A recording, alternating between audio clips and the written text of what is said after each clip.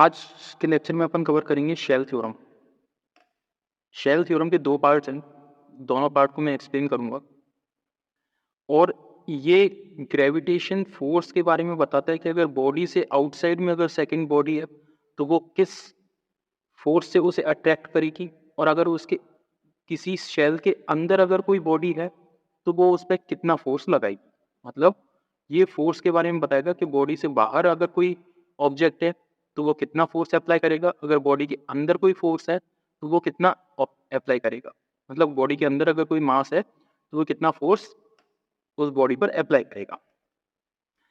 तो सबसे पहले मैं कंसिडर कर रहा हूं कि मेरे पास एक शेल है,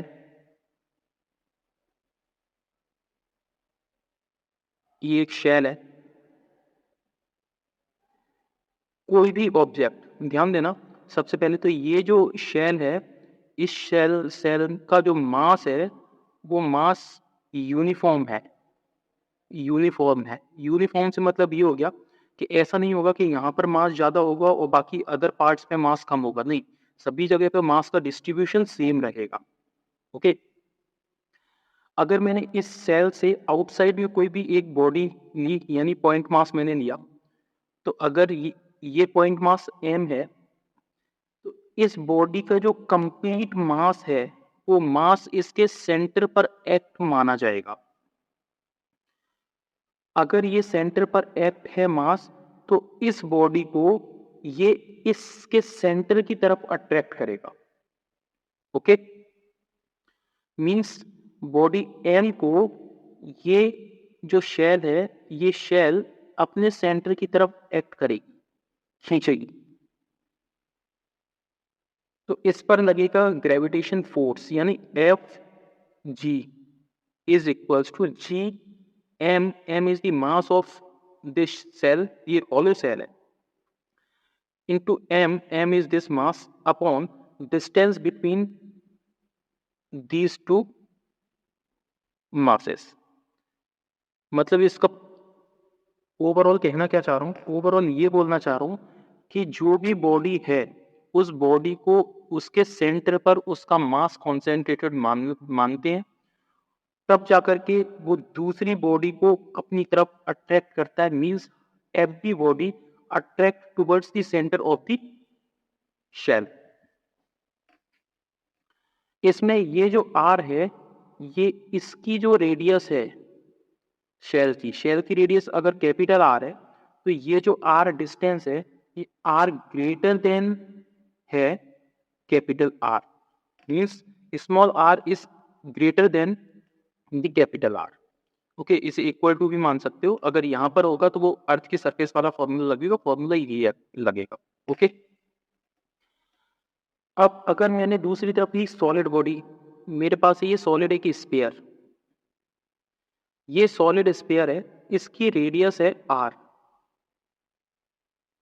इसका मास है कैपिटल एम, और यहां पर अगर कोई बॉडी रखी हुई है तो ये बॉडी इसके मास के सेंटर की तरफ, मतलब इस बॉडी का कंप्लीट जो मास है वो हम मान करके चलेंगे कि इसके सेंटर पर एक्ट हो रहा है, तो ये जो सेंटर की तरफ इसे अट्रैक्ट करेगी। तो यहां से यहां तक की डिस्टेंस कितनी है, स्मॉल आर, इस बॉडी का मास है एम, तो यहां पर भी ये जो फॉर्मूला लगेगा वो लगेगा F is equals to G capital M small m upon R square. यहां पर भी R is greater than equal to capital R, right. तो अगर इसे मैं डिफाइन करूं तो डिफाइन कैसे करूंगा, इसे डिफाइन करेंगे अपन if a point mass lies outside a uniform spherical shell slash sphere with a spherically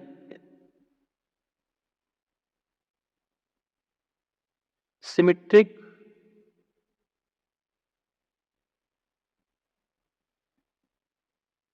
internal mass distribution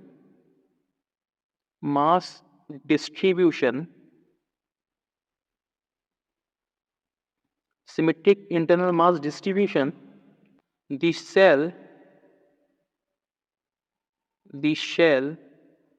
or sphere attract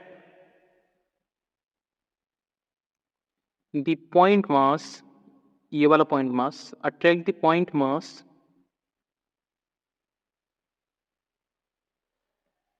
as if the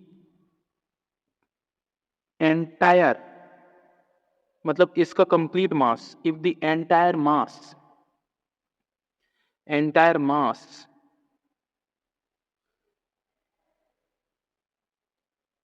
of the shell or sphere were concentrated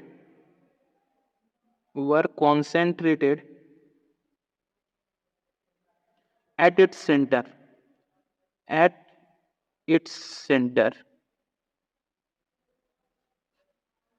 okay मतलब इसका complete मास अपन centre पर concentrated मान रहे हैं, इस पूरी cell का complete mass centre पे कॉन्सेंट्रेटेड मान रहे हैं।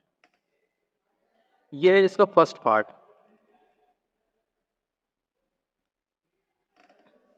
अब सेकंड पार्ट, मैंने इसमें मास को आउटसाइड दी बॉडी माना था।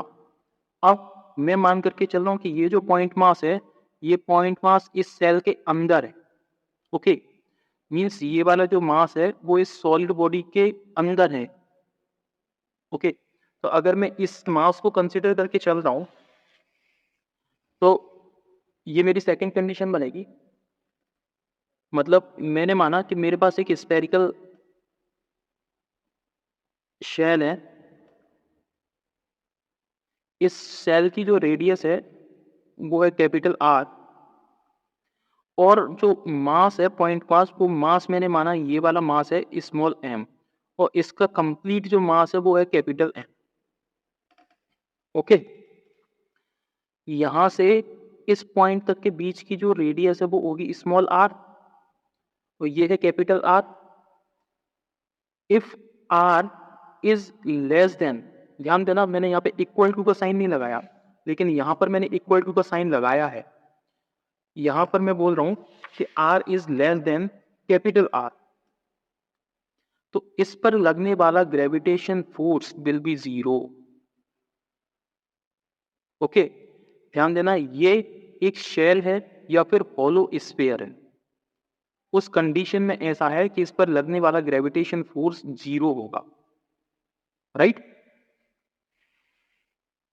सेकेंड पॉइंट, अगर मेरे पास है एक सॉलिड स्फीयर, ये है मेरे पास एक सॉलिड स्फीयर, सॉलिड स्फीयर में अगर मैंने मान लिया कि इसकी रेडियस है कैपिटल आर, मैं मान करके चल रहा हूं कि जो पॉइंट मास है वो पॉइंट मास यहां कहीं एक्ट कर रहा है स्मॉल एम, तो यहां से यहां तक के बीच की डिस्टेंस स्मॉल आर होगी।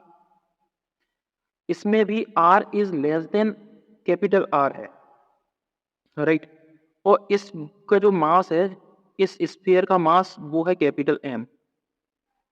ओके अब अपन इस तरीके से कंसीडर करते हैं कि इस मास के बाहर यानी इस मास के ऊपर, इस मास से अपन एक एज्यूम करने वाला एक स्फीयर बनाते हैं।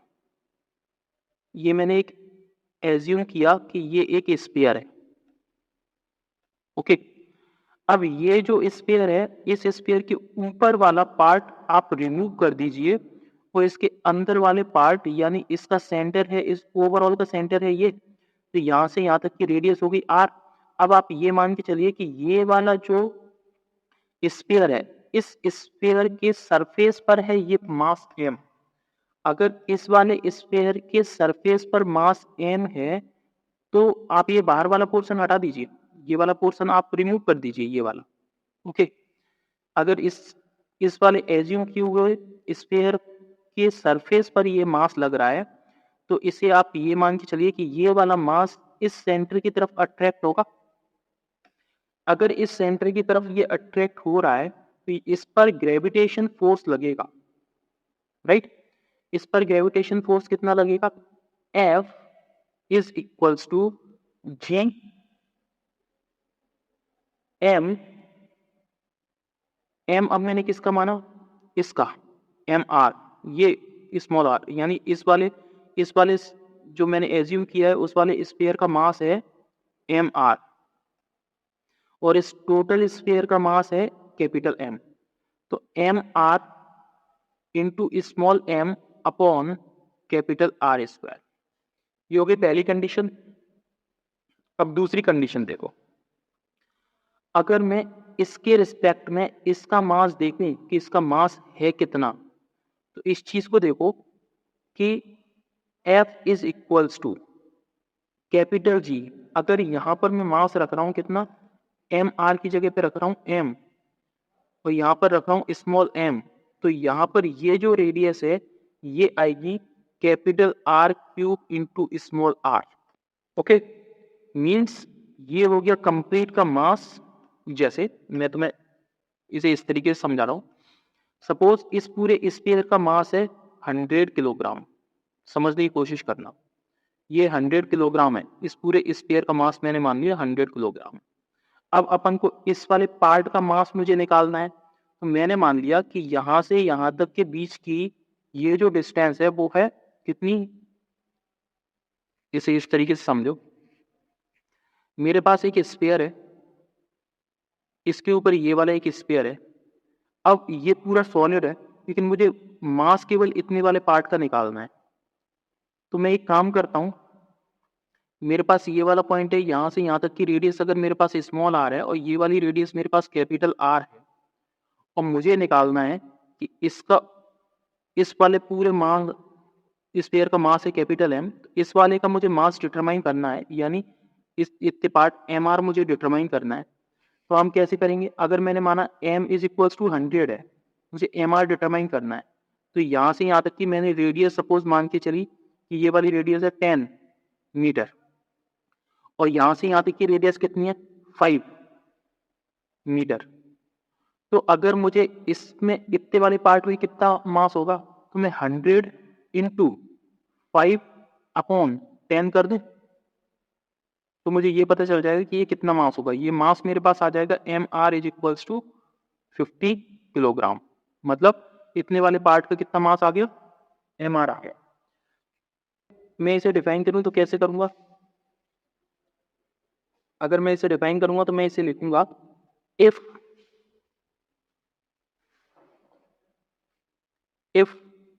ए point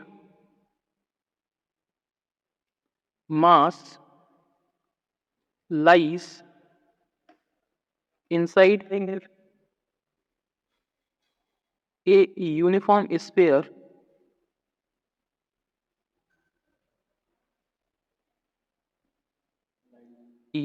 sphere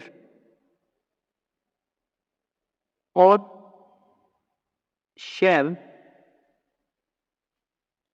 the gravitation force the gravitation force on the point mass is zero, but if the point mass but if the point mass lies inside a homogeneous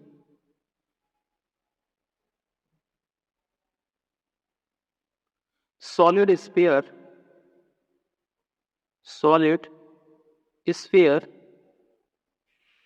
the force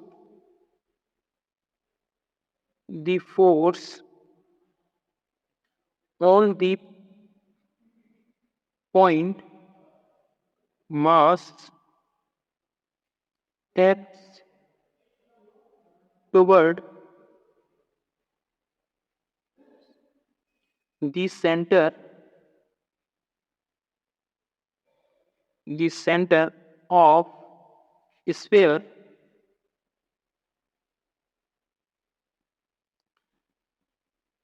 This force exert this force exerted by the spherical mass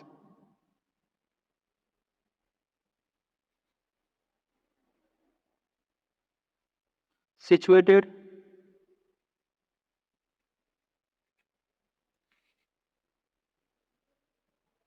interior to the point mass to the point mass.